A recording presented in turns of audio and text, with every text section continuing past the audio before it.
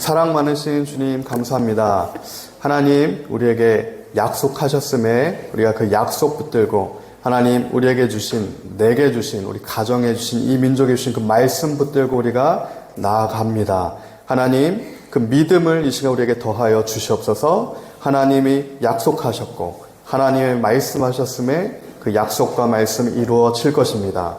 하나님의 은혜가 오늘 우리 삶 가운데 있고 그 구원의 큰 오른손이 우리 삶에 하나님 있음에 우리가 그 손을 붙들고 오직 예수의 이름만을 붙들고 살게 되는 그 역사가 오늘 나와 우리 가정과 이 민족 가운데 있게 하여 주시옵소서. 감사합니다. 예수님의 이름으로 기도합니다. 아멘. 호련히 하나님께서 임하실 때가 있습니다. 홀연히 하나님께서 우리 삶에 임하실 때가 있습니다. 그때 모든 것이 흔들립니다. 하나님께서 우리 삶에, 우리 가정에, 공동체에, 민족 가운데 임하실 때. 우리가 이 주위의 상황을 봐도 알죠. 하나님께서 지금 모든 것을 흔들고 계십니다. 나라와 나라, 민족과 민족을 흔들고 계세요. 모든 것이 흔들리는 그 시기를 우리가 통과하고 있습니다. 개인의 영역에서부터 가정의 영역, 공동체부터 나라까지 모두가 다 그 하나님의 손 안에 있는 시기를 우리가 통과하고 있는 것입니다. 그러나 하나님께서 임하셔서 모든 것이 흔들린다는 것은 곧 이 흔들림을 통해 바르지 않았던 것들이 무너진다는 것은 다시 기초부터, 바닥부터, 초석부터 오직 예수로 말미암아 다시 쌓아 올릴 수 있는, 예수의 이름으로 다시 기초부터 새롭게 할 수 있는 유일한 기회이기도 합니다. 하나님이 임하실 때 예수 그리스도를 만나셔야 됩니다. 하나님이 기회를 주셨을 때 그 예수님을 붙드셔야 돼요. 흔들리지 않으면 재건은 불가능합니다. 다시 리빌딩, 재건되고 새롭게 될 수 있는 기회를 하나님께서 우리 삶에 주셨습니다. 우리 모두에게 그 기회를 주신 겁니다. 주님 곧 다시 오시죠. 예수님이 초림하신 2000년 전에 초림하신 이후로 우리 모두 다 예수님 다시 오실 그 마지막 때를 살고 있는 겁니다. 그 시와 그때는 누구도 알지 못하지만 예수님께서 말씀하셨듯이 우리는 반드시 깨어 있어야 합니다. 하나님의 말씀에 조명하심을 받아 깨어 있어야 돼요. 급하고 강한 바람처럼 홀연히 임하실 겁니다. 누구도 생각하지 못한 그때 하나님께서 임하실 거예요. 현재 이스라엘에서 전쟁이 벌어지고 있습니다. 이스라엘이 최근에 가자지구로 지상군을 투입한다고 하죠. 이미 경고의 시간을 줬고 이는 곧 5차 중동 전쟁으로 이어질 것이라고 많은 전문가들, 뉴스에서 언론들이 보도를 하고 있습니다. 이스라엘이 이제 4차 전쟁까지 했죠. 1948년에 이스라엘이 세워지면서 1948년, 53년, 67년, 73년 그리고 다시 50년 만에 전쟁이 5차 전쟁이 이제 벌어졌습니다. 이러한 전쟁은 시대의 징조 중에 하나죠. 우리는 이 시대의 징조들을 바로 보고, 바로 알고, 바로 깨달아야 합니다. 내가 보고 싶은 것대로 보는 게 아니라 하나님께서 보여주시는 것들을 하나님이 보여주시는 눈으로, 새로운 눈으로, 하나님이 주시는 새로운 귀로 듣고 보아야 하는 거예요. 이 전쟁은 단순히 사람의 전쟁이 아니죠. 우리가 알다시피 땅의 전쟁, 영토 전쟁이 아닙니다. 누가 그 땅을 정복하냐의 그런 전쟁이 아니라는 거죠. 영적인 전쟁입니다. 믿음의 전쟁이에요. 실상 하나님이 진행하시는 전쟁이기도 하는 거죠. 우리는 이러한 전쟁을 사람의 관점으로 보면 안 됩니다. 인권의 관점으로 보면 안 돼요. 우리는 모든 역사가 그렇듯, 모든 역사의 해석이 그렇듯, 그리스도인이라면 이 모든 징조, 모든 전쟁, 특별히 5차 중동 전쟁에 대해서는 하나님의 관점으로 보아야 합니다. 하나님의 섭리의 관점, 하나님의 약속과 그 약속이 이루어지는 성취의 관점, 하나님의 주권의 관점으로 해석해야 돼요. 그래야만 우리가 미혹되거나 잘못 해석하지 않습니다. 우리는 그 하나님의 뜻을 올바로 깨닫고 하나님이 원하시는 그 뜻대로 기도해야 되는 거죠. 그러나 사단은 언제나 인간의 권리를 보암직한 선악과처럼, 여자에게 사단이 속인 것처럼, 너의 권리가 있다, 아담에게 마찬가지로 속인 것처럼 인간의 권리를 얘기하죠. 선악과입니다. 선악과처럼 제시하는 게 너의 주장과 권리라는 그 권리예요. 우리가 알다시피 거짓말이죠. 진짜 우리의 권리는, 진짜 인권은 천부 인권입니다. 하나님께서 우리에게 주신 양도할 수 없는 권리예요. 그 인권이 성립이 되려면, 그 관점이 성립이 되려면 곧 하나님의 뜻이라고 하는 대전제가 내 삶에 깔려 있어야 됩니다. 내가 하나님의 그 뜻이라고 하는, 하나님의 주권이라고 하는, 내 삶에 이 민족 가운데 개입하신 하나님의 그 약속과 말씀이라고 하는 그 대전제가 내 삶의 기초로 예수의 이름이 설정되어 있어야 된다는 겁니다. 그 아래서만 하나님이 우리에게 주신 권리가 발현될 수 있다는 겁니다. 만약에 하나님께서 사람의 권리도, 우리의 권리도, 저의 권리도 가져가시겠다고 하면, 다시 거두어 가시겠다고 하면 그 인권이라는 것도 아무 소용이 없는 겁니다. 하나님이 거두어 가시겠다고 하면, 우리의 생명을 하루아침에 거두어 가시겠다고 하면 더 이상 우리의 인권이 존재하지 않는다고요. 하나님의 주권입니다. 나라를 세우시고 나라를 흩으시고 다시 재건하시는 것, 하나님의 주권이에요. 우리에게 오늘 그 하나님의 섭리의 눈이 띄어지길 예수님을 축복합니다. 하나님의 뜻을 바로 알아지길 깨닫게 되는 그 은혜가 있기를, 은혜가 있는 자만 깨달을 수가 있어요. 나를 향한 하나님의 은혜도 하나님의 은혜를 주셔야 깨달을 수 있습니다. 우리 가정을 향한 하나님의 은혜도 하나님의 은혜가 있어야 깨달아져요. 이 민족을 향한 하나님의 은혜도 하나님이 은혜를 주셔야 깨달을 수가 있어요. 우리가 구하는 것은 그 은혜입니다. 나로 주님의 뜻을 바로 보아 알게 해달라는 그 은혜예요.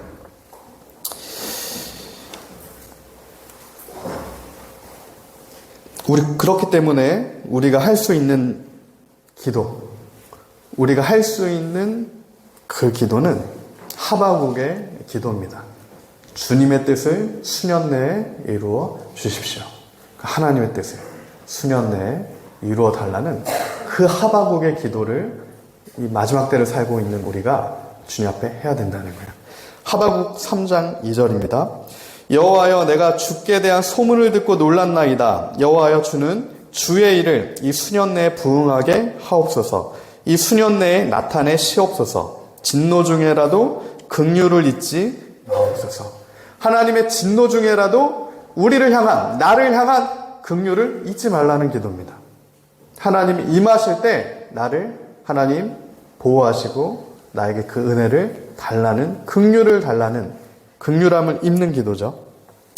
3절부터 계속 얘기합니다. 하나님이 대만에서부터 오시며 거룩한 자가 바란 산에서부터 오시는도다. 그의 영광이 하늘을 덮었고 그의 찬송이 세계에 가득하도다. 그의 광명이 햇빛 같고 광선이 그의 손에서 나오니 그의 권능이 그 속에 감추어졌도다.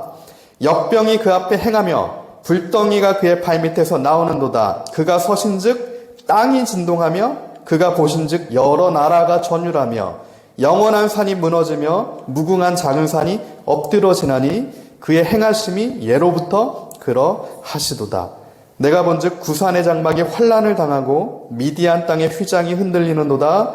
여호와여, 주께서 말을 타시며 구원의 병거를 모으시니 강들을 분이 여기심이나이까? 강들을 노여워하심이니까? 바다를 향하여 성내심이니까? 주께서 활을 꺼내시고 화살을 바로 쏘셨나이다. 주께서 강들로 땅을 쪼개셨나이다. 산들이 주를 보고 흔들리며 창수가 넘치고 바다가 소리를 지르며 손을 높이 들었나이다. 날아가는 주의 화살의 빛과 번쩍이는 주의 창의 광채로 말미암아 해와 달이 그 처소에 멈추었나이다. 주께서 노를 바라사 땅을 두르셨으며 분을 내사 여러 나라를 밟으셨나이다. 주께서 주의 백성을 구원하시려고 기름 부음 받은 자를 구원하시려고 나오사 악인의 집에 머리를 치시며 그 기초를 바닥까지 드러내셨나이다. 하박국의 기도입니다. 우리가 해야 할 기도예요. 기초를 드러내시는 게 하나님이십니다. 하나님이 임하실 때 모든 기초가 드러난다는 겁니다. 그런데 하나님이 그렇게 임하셔서 모든 땅이 심판 가운데 놓여지는 기초가 드러나게 되는 그 이유를 하박국이 기도합니다. 주께서 주의 백성을 구원하시려고. 하나님의 구원의 때입니다. 지금 이 시대는 하나님의 이 징조와 이 환난과 우리 삶 가운데 허락하시는 이 모든 흔들리는 것들, 코로나 역병부터 해서 이스라엘의 지금 흔들리는 전 세계가 흔들려지는 모든 것이 하나님께서 이제 주의 백성들을 구원하시겠다라고 하는 그 구원의 양날 날성검이 주어진 겁니다. 하나님의 그 권능이 임하게 되는 그 시대를 우리가 살고 있는 겁니다. 그때 우리의 기도가 다른 기도가 되면 안 된다는 거예요. 나를 향한 기도가 되면 안 된다는 겁니다.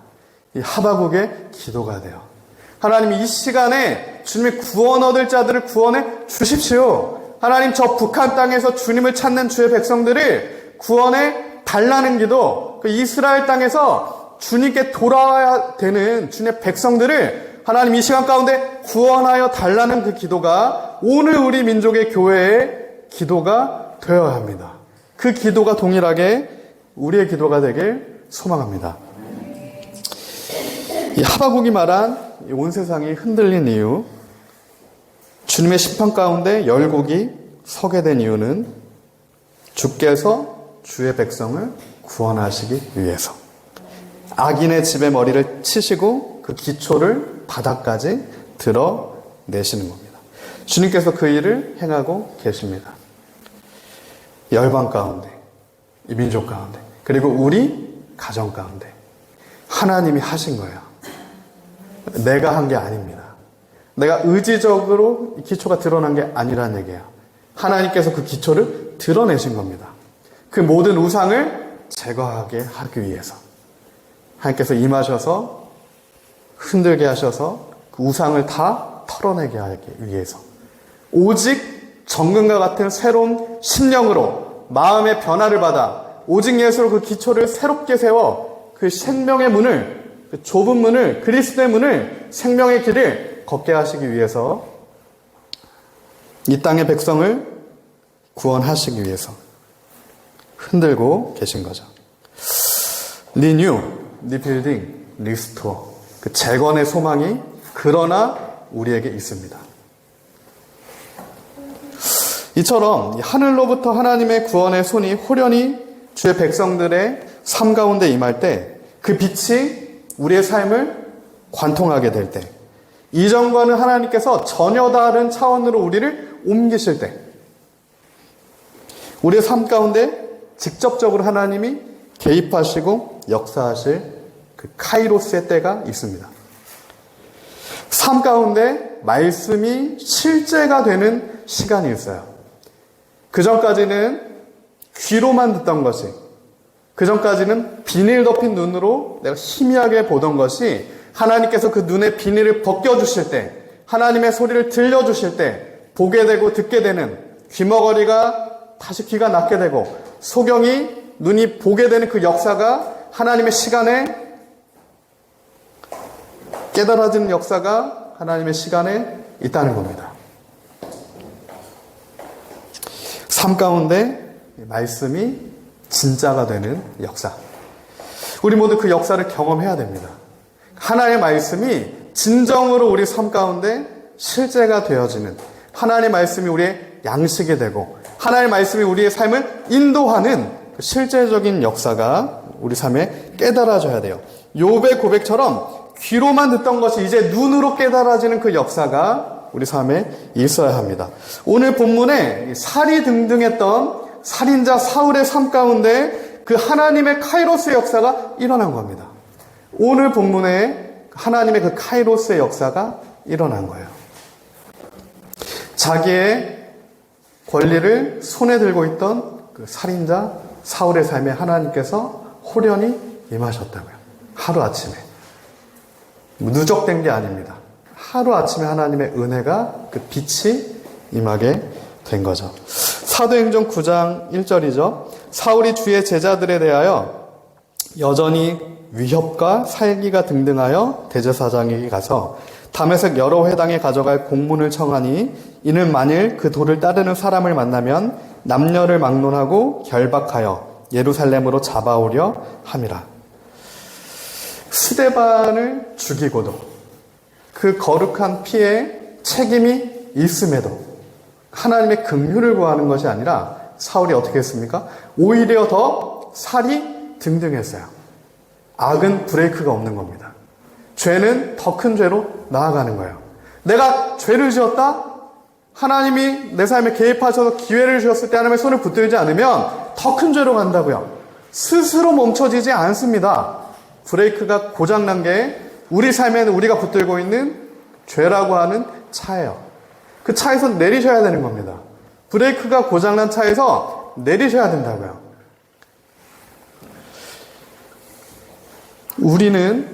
이 사람은 우리의 인간적인 경험으로 절대 변화되지 않습니다. 경험이 우리를 변화시키지 못해요. 더 조금 좋은 경험을 하면 조금 변화된 것처럼 보이지만 다시 그 환경이 돌아오게 되면 예전에 우리의 그 습관, 습성, 탐심은 다시 우리를 삼키는 환경으로 우리를 인도할 겁니다. 우리가 우리를 붙들었다면, 우리의 손을 붙들었다면 그 경험이 우리에게 영향을 미치는 것처럼 보이겠죠. 환경이 좋을 때, 좋은 경험이 있을 때. 그러나 다시 좋지 않은 환경과 좋지 않은 경험에 놓이게 되면 우리는 우리의 죄악된 본성으로 돌아가는 게 우리의 탐심이라고요. 하나님께서 오늘 우리에게 그 탐심을 제거하길 원하시는 겁니다. 하나님께서 오늘 사울에게 그 탐심을 제거시켜 주신 거예요. 그 탐심의 눈을 벗겨주신 겁니다. 그 탐심이 벗겨나간 거예요. 죽음의 위기 앞에 사울의 모든 것이 무너지는 홀연히 하나님께서 그 삶에 개입하시는 그 순간에. 그렇습니다. 본질적으로 우리를 변화시키는 것은 육신의 경험이 아닙니다. 오직 영혼의 변화입니다. 오직 우리 마음의 변화예요. 심령의 변화입니다. 예수님을 믿고 성령으로 거듭나야 하는 겁니다. 니고데모가 예수님께 물었듯이 어떻게 하면 우리가 구원을 얻을 수 있습니까? 너희가 거듭나지 않으면, 성령으로 예수님을 믿고 거듭나지 않으면 하나님 나라를 볼 수가 없다. 우리가 오늘 성령으로 거듭남을 얻어 굳은 마음이 제하여지고 우리 눈에 미혹의 비닐이 벗겨지고 새 마음과 새 눈을 얻게 되는 그 성령의 역사가 우리 모두에게 있기를 예수님의 이름으로 축복합니다. 그 말씀의 역사가 오늘 우리의 심령을 관통해야 돼요. 그때 우리는 죄의 결박으로 인해서 두려워하는 마음이 아니라, 눌리는 마음이 아니라, 죄로 인해 죄에 속박된 마음이 아니라 성령이 주시는 그 놀라운 자유의 역사가 우리 심령 가운데 있게 될 거예요. 공동체 가운데 있게 될 겁니다. 이 민족과 이 위기 가운데, 난리 가운데 그 난리를 따라가는 굳은 마음이 아니라 그 환난과 난리 가운데서도 나와 우리 가정은 오직 예수님만을 붙들겠다는 그 믿음의 소망의 고백이 나올 수 있는 겁니다. 하나님께서 그 믿음의 고백을 기뻐하시는 거예요. 우리는 하나님의 진노 중에라도 주님의 긍휼을 붙들 수 있는 예수님의 자녀입니다. 그 자녀됨의 권세가, 자녀됨의 소망이 우리 안에 있는 겁니다. 하나님께서 우리의 마음을 그렇게 새롭게 하실 거예요. 두려워하는 마음이 아니라 샬롬의 평강의 마음을 회복시켜 주실 겁니다. 어떠한 환경에도, 어떠한 경험에도, 어떠한 난리 가운데서도 우리는 그 하나님을 신뢰합니다. 그때 우리는 우리의 거룩한 소명의 부르심을 깨닫게 되고 생명의 좁은 문을 통과할 수가 있게 되겠죠. 생명의 좁은 문을 통과한 자만이 생명의 좁은 길로 나아갈 수 있습니다. 디모데후서 1장 7절부터 10절이죠. 하나님이 우리에게 주신 것은 두려워하는 마음이 아니요 오직 능력과 사랑과 절제하는 마음이니. 능력과 사랑과 절제하는 마음을 주신다는 거죠. 그러므로 너는 내가 우리 주를 증언함과 또는 주를 위하여 갇힌 자 된 나를 부끄러워하지 말고 오직 하나님의 능력을 따라 복음과 함께 고난을 받으라. 하나님이 우리를 구원하사 거룩하신 소명으로 부르심은 하나님이 거룩하신 소명으로 우리를 부르신 겁니다. 우리의 행위대로 하심이 아니요 오직 자기의 뜻과 영원 전부터 그리스도 예수 안에서 우리에게 주신 은혜대로 하심이니. 이제는 우리 구주 예수의 나타나심으로 말미암아 나타났으니 그는 사망을 패하시고 복음으로써 생명과 썩지 아니할 것을 드러내신지라. 아멘. 하나님께서 오늘 우리에게 주신 것은 두려워하는 마음이 아닙니다. 하나님께서 오늘 우리에게 주신 것은 오직 사랑과 능력과 절제의 새로운 마음입니다. 하나님이 주신 그 새로운 마음을 오늘 우리가 한 사람도 빠짐없이 다 받게 되길 원합니다. 말씀을 통해 그 새로운 마음을 받아야 됩니다. 우리는 더 이상 고아가 아니라고요. 고아의 마음이 아닙니다. 하나님의 자녀됨의 마음이에요. 오늘 하나님께서 그 은혜를 우리에게 주실 겁니다. 약속대로 우리의 행위대로가 아니라 오직 하나님의 거룩하신 뜻에 따라, 하나님의 뜻에 따라 영원 전부터 그리스도 예수 안에서 우리에게 주신 그 은혜로 말미암아, 그 은혜로 말미암은 은혜로 말미암아 우리의 삶의 역사는 사망 권세가 패해지고 영원한 생명의 복음의 빛, 오직 예수의 이름으로 우리를 구원하신 그 은혜가 우리를 통과하여서 우리에게 임하고 우리가 다시 통과되어지고 그 은혜가, 구원의 은혜가 우리 삶을 통해 또한 계속해서 흘러가야 됩니다. 사도 바울의 삶을 통해 그 구원의 은혜가 계속해서 흘러갔듯이 열방으로 우리가 그러한 하나님의 지음받은 그릇인 거죠. 거룩한 그릇입니다. 오늘 사도 바울의 삶에 그 하나님의 은혜 역사가 호련히 일어났습니다. 예수님께서 사도 바울의 이름을 부르시면서 찾아오셨어요.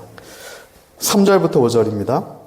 사울이 길을 가다가 다메섹에 가까이 이르더니 호련히 하늘로부터 빛이 그를 둘러 비추는지라 땅에 엎드러져 들음에 소리가 있어 이르되 사울아 사울아 내가 어찌하여 나를 박해하느냐 하시거늘 대답하되 주여 누구시니까 이르시되 나는 내가 박해하는 예수라.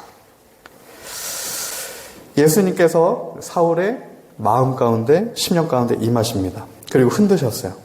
그러자 살인자 사울이 전도자 바울이 됩니다. 하루아침에. 전도자 바울에게 찾아오신 게 아니고요. 우리 착각하면 안 됩니다. 여전히 살인자였던 살인자 바울에게 찾아오신 거예요. 하나님 우리를 찾아오셨습니까?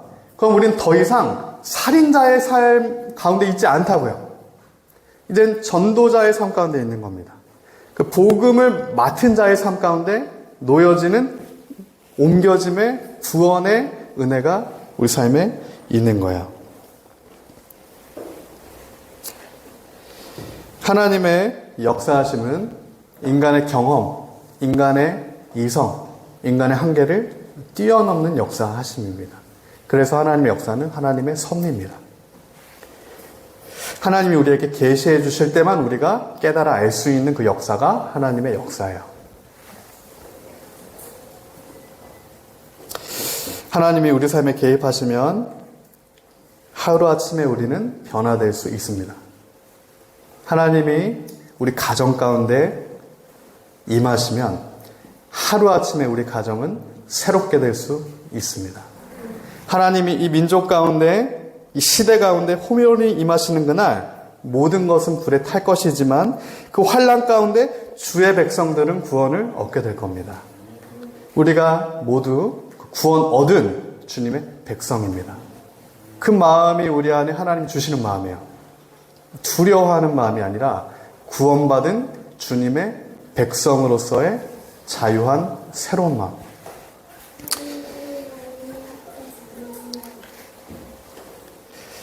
이어서 사도행전 6장은 얘기합니다. 너는 일어나 시내로 들어가라. 내가 행할 것을 내게 이를 자가 있느니라 하시니. 9절이죠. 사흘 동안 보지 못하고 사울이 먹지도 마시지도 아니하리라. 이는 사울의 우리가 사례를 통해 예를 통해 알 수 있듯이 동일하게 하나님께서 우리 삶에 역사하시는 방법입니다. 동일해요. 하나님이 선악과를 먹어서 우리의 눈이 거짓됐습니다. 우리는 바로 본다고 보지만 이미 선악과를 먹었기 때문에 우리가 보는 모든 것들이 뒤틀려 있어요.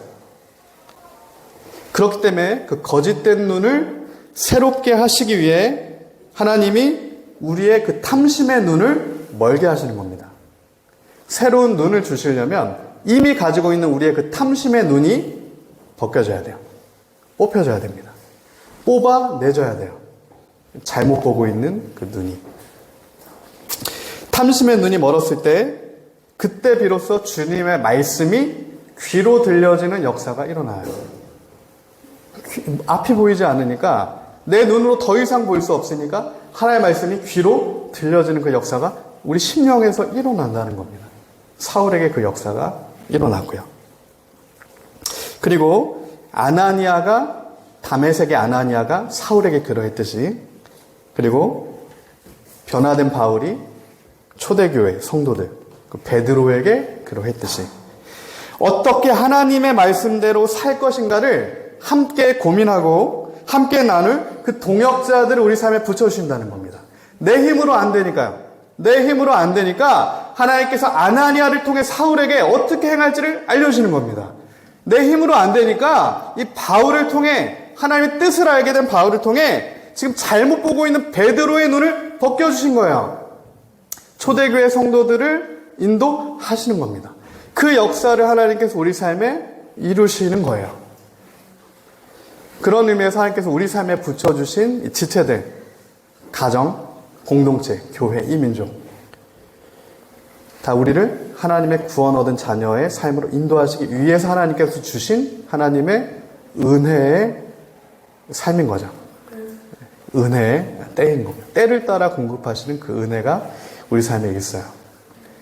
계속해서 끊이지 않고 하나님께서 우리 삶에 이러한 주님의 사람들을 붙여주시기를 소망합니다. 저에게도 우리 모두에게도. 그래서 바로 이제 하나님의 말씀을 알고 이 시대를 바로 분별하는 그 은혜가 하나님의 때를 따라 돕는 은혜를 따라 우리 삶에 있기를 소망해요.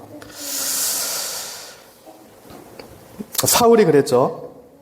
이 사울이 죽음에 직면한 겁니다. 눈이 멀어버렸어요. 하나님의 빛을 보고. 하나님을 본 자는 죽게 되죠. 구약에 보면 하나님을 보면 죽는 거예요. 그래서 모두가 두려워하는 겁니다. 하나님이 나타나셨을 때. 그래서 하나님이 눈을 가리시고 나타나시는데 그 빛을 지금 사도 바울이 비춤을 받은 거예요. 죽을 수밖에 없습니다. 거룩하지 않아요. 사도 바울도 알고 있었을 겁니다.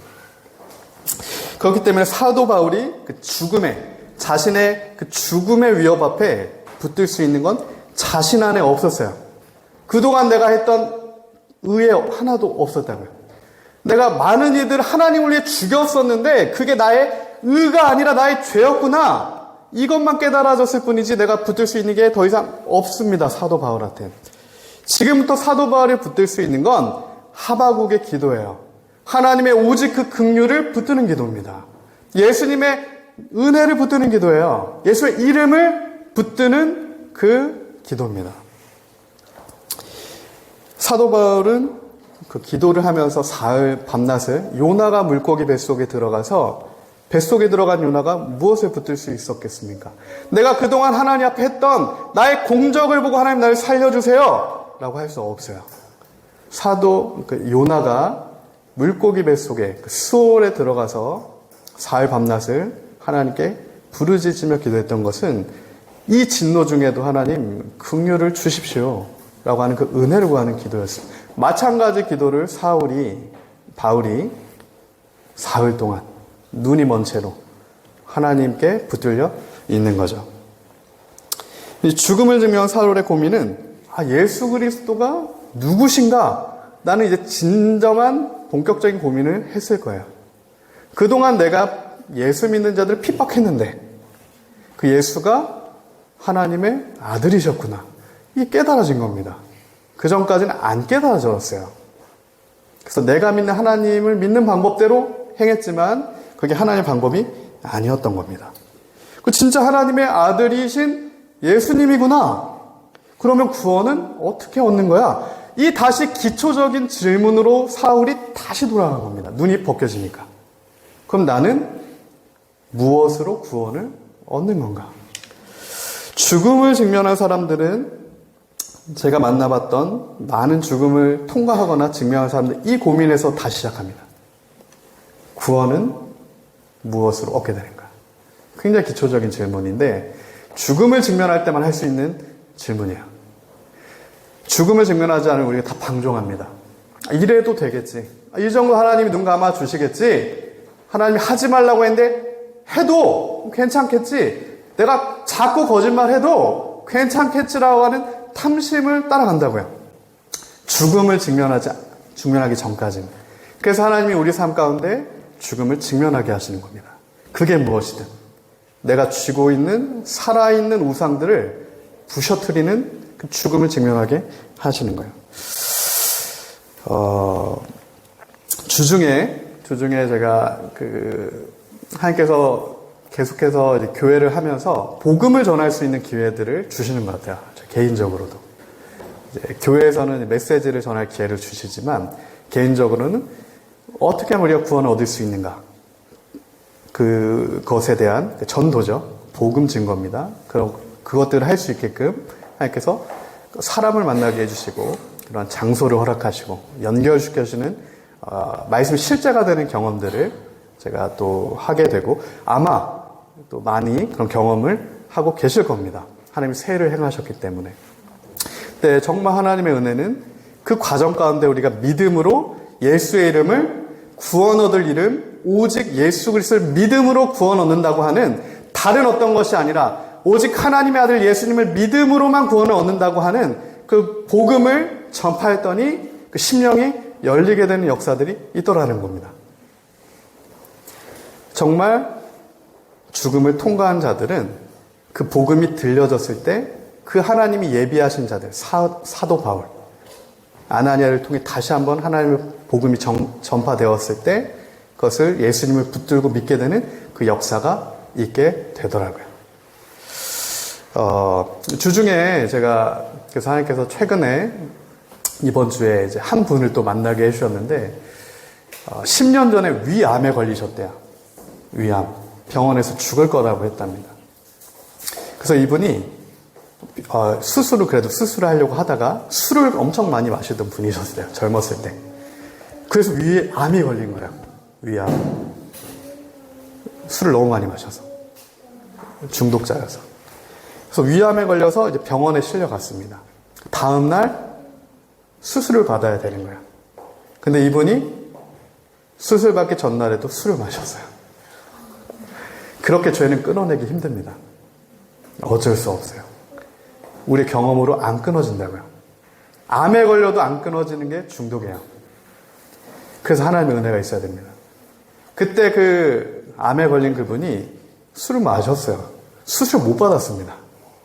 죽어야죠. 의사가 죽는다고 했으니까. 그래서 이분이 저한테 얘기해 주시더라고요. 너무 좀 좌절하고 낙심했대요. 자기의 그 죽음 앞에서도 술을 마신. 그래서 이분이 안 되겠다 싶어서 어차피 죽을 거 산에 들어가야겠다라고 생각해서 집이 지리산 쪽이셔서 한 2주 정도를 산에 들어가셨대요. 산에 들어가셔서 그때 막 신을 찾았답니다. 그 산에서. 뭐라도 붙들고 싶었겠죠. 이제 죽으니까 너무 억울하다는 거예요.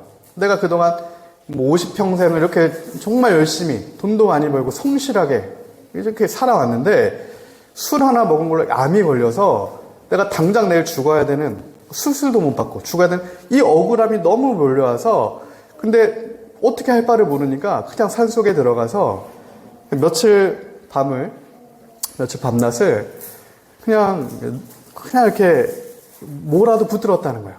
뭐를 붙들었다.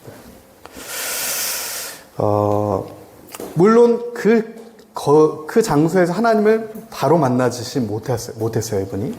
그럼에도 하나님은 은혜를 주셔서 살려주셨대요. 수술을 못 받았지만, 하나님의 은혜로 죽지 않고 살아나셨어요. 그 이분이 그 다음부터는 이분의 가치관, 이분의 세계가 세상을 바라보는 눈이 바뀌었다라고 말씀해 주시더라고요. 그전에는 내가 정말 무엇인가를 이룰 그것에 초점을 맞추고 달려갔는데 이 죽음을 바로 통과해 보니 아무 의미가 없다는 거예요. 이것들이. 이렇게 쌓아 올린 것들이 이 죽음 앞에는 아무 의미가 없다는 겁니다. 그래서 이분이 이제 선택했던 것은 수많은 종교를 이제 가보셨대요. 그 아프면서 가톨릭도 가보고, 불교도 가보고, 교회도 가보고, 심지어 신천지도 가보고, 그 사후세계가 궁금해서 사후세계 수많은 책들을 보고, 그리고 수많은 나라들, 페루부터 해서 아마존에 가서 죽을 위협도 당하시고 스페인 전 세계를 돌아다니셨대요. 그리고 그 나라들의 섬기는 그 신들, 그들이 어떻게 신을 섬기나들을 주목해서 막 볼 목적으로 또 여행을 다니신 거예요. 특별하죠. 그러면서 이분이 이제 말씀하시더라고요. 모든 민족이 다 신이 있다는 거예요. 모든 민족이 다 죽음 앞에 결국 신의 섭리를 붙든다는 거예요. 그때 제가 딱 그 말을 듣고 그분께 그 신은 다 우상이고 오직 우리를 구원하실 유일한 신은 하나님, 여호와 하나님이십니다. 그리고 여호와 하나님께서 유일한 구원의 방도를 우리에게 주셨는데 이 말씀을 읽으세요. 이 말씀을 읽으면 말씀에 계시된 하나님의 아들 예수 그리스도를 성도님이 믿게 되면 구원을 얻게 되는 겁니다. 라고 복음을 증거해 줬어요. 그때 이분이 바로 그걸 믿으시더라고요. 받아들이시더라고요. 왜? 하나님이 그렇게 준비시키셨기 때문에. 그렇게 하나님이 각자의 자리에서 준비시키신 사람에겐 우리가 예수님의 이름을 한마디만 증거해도 하나님의 자녀가 되는 은혜가 있는 하나님이 임하시는 그때가 있습니다. 그러므로 우리도 사도 바울처럼 때를 얻든지 못 얻든지 항상 우리의 삶 가운데 우리가 만나는 사람들이 정말 마지막이다. 죽음을 앞두고 있다라는 생각을 하고 같은 교회를 다니는 개념이 아니라 정말 예수님의 이름을 증거해야 됩니다. 구원의 은혜가 임하도록 우리의 가정에서부터 우리의 친척들 내일은 없습니다. 하나님이 임하시면 내일이 없어요. 오늘에라도 우리가 우리 친척 중에 우리 주변에 정말 하나님의 자녀가 있다. 아직 예수님을 모른다. 하나님을 믿지 않는다. 그 예수님의 이름으로 그 구원의 복음을 증거하셔야 돼요. 그 전달을 해야 되는 겁니다. 그렇게 하나님이 우리를 사명의 그릇으로 만들어 두신 거예요. 그래서 하나님이 우리를 먼저 만나 주신 겁니다. 먼저 만나 주신 은혜가 우리에게 있고요. 우리가 그 하나님의 은혜의 복음을 또한 전해줘야 할 책임이 우리에게 있습니다. 하나님께서 사울을 바울로 만드시기 위해서 이방인과 이스라엘과 임금들에게 복음을 전하게 하기 위해 바울을 택하신 거죠. 사도행전 10절부터 16절입니다. 아나니아라고 하는 사람이 들어와서 자기에게 안수하여 다시 보게 하는 것을 보았느니라 하시거늘 아나니아가 대답하여 주여 이 사람에 대하여 내가 여러 사람에게 듣사온즉 그가 예루살렘에서 주의 성도들에게 적지 않은 해를 끼쳤나 하더니 여기서도 주의 이름을 부르는 모든 사람을 결박할 권한을 대제사장들에게 받았나이다 하거늘 주께서 이르시되 가라 이 사람은 내 이름을 이방인과 임금들과 이스라엘 자손들에게 전하기 위하여 택한 나의 그릇이다. 그가 내 이름을 위하여 얼마나 고난을 받아야 할 것을 내가 그에게 보이리라 하시니. 하나님이 택한 그릇들, 하나님의 자녀들, 하나님이 직접 보여주시겠다는 약속이죠. 하나님이 직접 만나주시겠다는 약속이에요. 우리의 이름이 아니라, 우리의 영광이 아니라 주의 이름과 그의 영광을 위해 우리를 택하시고 우리를 부르신 겁니다. 우리는 착각하면 안 됩니다. 우리는 토기장이가 아니에요. 토기장의 주권이 우리한테 없습니다. 우린 토기장이가 아니에요. 우린 그릇을 만들 수 없어요. 어떠한 사람을 우리가 못 만듭니다. 나도 못 만들어요. 토기장이가 아니니까요. 우린 그냥 그릇입니다. 이미 토기장이가 만들어낸 그릇에 불과하다고요. 그릇이에요. 단지 하나님의 은혜의 영광을 전하는 자입니다. 전하는 자. 그 이름을 전하는 자일 뿐이에요. 만드는 자가 아니라 하나님께서 만드시는 것을 내가 만들어 놓은 뭔가가 아니라 하나님께서 만들어서 내게 주신 것을 충성되게 전달하는 자인 거죠. 가라! 이 사람은 내 이름을 이방인과 임금들과 이스라엘 자손들에게 전하기 위해 택한 나의 그릇이다. 이 전하다라고 하는 단어는 헬라어 바스타조인데 운반하는 자라는 뜻이에요. 내 이름을 운반하게 하기 위해서 택한 나의 그릇이라는 거예요.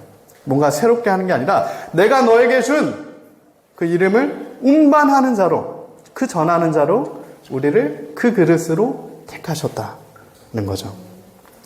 그게 하나님께서 우리에게 요구하시는 진짜 거룩입니다. 그게 거룩이에요. 하나님이 나를 택하신 그릇으로 내가 그 하나님의 주권을 인정하고 그 하나님의 주권을 믿음으로 하나님의 그 사명의 뜻대로 좁은 길로 예수 이름으로 달려가는 그게 성경이 말하는 참된 거룩입니다. 그 거룩함이 있으면 하나님께서 우리 삶의 성화적인 부분, 삶의 망가진 모든 부분들도 다시 재건시켜 주시는 거예요. 이 재건은 하나님이 재건시켜 주시는 겁니다. 우리가 오직 예수를 믿음으로 그 이름을 붙들 때 삶의 무너진 자리들은 다시 리빌딩, 재건될 겁니다. 그 믿음이 오늘 우리에게 있습니다. 하나님 그 믿음을 오늘 우리에게 주십시오. 그게 우리의 기도가 되길 원합니다. 디모데후서 2장 19절부터 21절은 또한 이렇게 얘기합니다. 그러나 하나님의 견고한 터는 섰으니 인침이 있어 일렀으되 주께서 자기 백성을 아신다 하며 또 주의 이름을 부르는 자마다 불의에서 떠날지어다 하였느니라. 큰 집에는 금그릇과 은그릇뿐 아니라 나무그릇, 질그릇도 있어 귀하게 쓰는 것도 있고 천하게 쓰는 것도 있나니 그러므로 누구든지 이런 것에서 자기를 깨끗하게 하면 귀히 쓰는 그릇이 되어 거룩하고 주인의 쓰심에 합당하며 모든 선한 일에 준비함이 되리라. 아멘. 우리를 거룩하게 하는 것은 다시 말하지만 예수님의 이름입니다. 예수의 십자가 보혈의 피가 우리를 거룩하게 합니다. 우리의 탐심의 눈이 십자가에 못 박히고 그리스도와 함께 살게 되는 역사, 그 진정으로 거룩해지는 역사가 하나님이 택하신 그릇들 가운데 역사하시는 역사입니다. 우리는 금그릇도 있고 은그릇도 있고 깨어진 그릇도 있고 수많은 하나님의 목적대로 하나님이 빚으신 거예요. 우리는 그냥 발견하는 겁니다. 나를 하나님이 깨어진 그릇으로 만드셨는데 금그릇이 될 수 없다고요. 깨어진 그릇이든 금그릇이든 은그릇이든 질그릇이든 오직 예수님으로 거룩하면 된다. 그 요구만 하나님이 하신 요구예요. 그 요구입니다. 유일한 요구예요. 그 하나님의 유일한 말씀이 오늘 우리의 눈에 벗겨져서 바로 깨달아 알아지는 그 은혜가 있기를 예수님의 이름으로 축복합니다. 처음부터 우리를 택하신 것 하나님의 주권이죠. 처음부터 택하셨대요. 우리가 아무것도 하지 않은 그 처음부터. 성령의 거룩하게 하심과 주 예수를 믿음으로 구원받게 하신 그 하나님의 선택하심. 우리를 부르신 이가 그 여호와 하나님이십니다. 우리는 그 하나님을 찬양합니다. 그 영광의 하나님을 신뢰해요. 오늘 말씀을 맺겠습니다. 지난주에 주일 오후 특강 때 특별히 중동 선교를 하시는 중동 아랍권 선교를 지금도 활발하게 하시는 라스트콜 미니스트리 데이비드 선교사님이 오셔서 굉장히 강력한 메시지를 전해주셨어요. 제가 뭐 계획했던 것은 아니지만 하나님께서 우리 공동체에 보여주신 것들이 하나님의 그 뜻에 따라 우리가 어떻게 기도해야 될지를 알려주시는 것 같아요. 어떤 말씀을 붙들어야 되는지를 알려주시고 있다고요. 우리에게 들려주시는 그 메시지와 그 기도 제목을 붙들어야 됩니다. 이스라엘 전쟁이 나는 때에 그 선교사님을 보내주셔서 우리에게 메시지를 듣게 해주셨죠. 여러 메시지가 있었지만 특별히 굉장히 기억에 남는 메시지가 있습니다. 이렇게 말씀하셨어요. 이제 전 세계에 안전한 곳은 단 하나도 없다. 전 세계 어디도. 하나님이 있으라고 한 바로 그 사명의 자리만 가장 안전한 자리다. 사람을 의지하면 안 된다. 오직 하나님만 의지해야 된다. 전쟁과 환난, 기근, 자연재해를 통해 하나님은 심령이 가난해진 자들을, 죽음을 통과한 자들을 구원하고 계신다. 인간의 생각에서 불가능한 그 영역에서 하나님은 지금도 역사하고 계신다. 우리는 그리스도 예수의 마음을 이때 품어야 한다. 그 마음을 가지고 오직 예수를 믿는 믿음으로 나아가야 한다. 이 메시지를 전해주셨어요. 이때. 이제 더 이상 전 세계 어디도 안전한 곳은 없다는 겁니다. 우리가 다 알고 있잖아요. 한국을 피하면 안전합니까? 어디도 안전할 수 없어요. 오직 하나님이 명하신 그 사명의 자리만 가장 안전한 자리입니다. 하나님이 내게 말씀하시는, 우리 가정에 말씀하시는, 이 교회와 민족에 말씀하시는 그 하나님의 뜻에 합당한 사명의 자리만이 가장 안전한 자리예요. 그 자리에만 있을 때 우리가 새롭게 되고 진정으로 자유케 될 수 있습니다. 그 자리만이 사람을 의지하지 않게 만들어요. 그 사명의 자리만이 우리를 하나님만 의지하게 만듭니다. 이미 시작된 전쟁과 전쟁의 소문들, 환난과 기근, 전염병, 통곡의 소리는 해를 갈수록 더 심각해질 겁니다. 우리가 알죠. 이미 한 번 망가진 기후체계 다시 돌이킬 수 없어요. 지구는 더 뜨거워질 거고요. 전쟁의 소리, 환난은, 전염병은 더 센 것들이 올 겁니다. 우리의 기억은 금방 망각에 이릅니다. 지난 3년간의 유례 없던 코로나를 벌써 다 잊었어요. 저부터가. 3년을 통과했는데 벌써 잊어버렸어요. 어떻게 그 3년을 통과했는지 기억도 안 납니다, 사실. 하루아침에 잊어버렸어요. 그러나 코로나가 끝나자마자 우크라 러시아 전쟁이 일어났어요. 우크라 전쟁이 벌어지고 곧이어 지금 이스라엘 팔레스타인 중동 5차 전쟁으로 들어갔습니다. 우리는 이러한 종합적인 의미로 마지막 때를 살고 있습니다. 종합적인 의미로. 우리 모두가 그러므로 이 때를 사는 우리가 하나님 앞에 그 카라트하는 시간을 가져야 돼요. 하나님과 언약을 갱신하는 시간을 가져야 됩니다. 다시 한번 예수님을 붙드는, 하나님의 말씀만을 붙드는, 하나님을 기도한 말씀만을 붙드는 그 카라트의 시간을 모두가 가져야 돼요.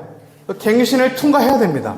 나와 내 집이 다시 여호와 하나님을 붙들겠다고 하는 그 약속을 다시 주님 말씀 붙들고 하나님 앞에 나가야 하는 겁니다. 오직 예수의 이름으로 내 삶의 기초를 다시 재건하는 그 카라트의 언약의 갱신이 있어야 돼요. 이 민족이, 이 나라 민족이 모두 주님의 그 다림줄 앞에 서서 그 시간 앞에 우리가 붙드는 것이 무엇인지 바로 보고, 우리가 하나님 이제 우리 눈을 여셔서 내가 붙들었던 것들이 헛된 것임을 보게 하셔서 이제 내 귀로 듣게 하셔서 내가 정말 주님의 구원의 오른손만을 붙들길 원합니다. 그 예수의 이름만을 붙들길 원합니다. 하나님 그 은혜를 우리에게 주시옵소서. 우리가 그 기도를 하나님 앞에 하길 원합니다. 마지막이다. 시편 122편 6절이에요. 예루살렘을 위하여 평안을 구하라. 예루살렘을 사랑하는 자는 형통하리로다. 하나님 이 민족의 눈에서 비닐을 벗겨주시고 하나님의 뜻을 바로 알고 이 시대에 같이 따라가는 것이 아니라 시대의 조류에 거슬러 나와 하나님의 약속을 붙들고 말씀대로 기도하는 자리, 하나님 이제는 북한이 재건되고 이스라엘이 새롭게 되는 하나님 그 은혜가 있길 원합니다. 우리가 함께 합심하여 기도하며 나아갑시다. 기도합니다. 주님, 하나님 이 시간에 우리가 주님 저 약속 붙들고 하나님의 말씀 붙들고 기도하며 나아갑니다.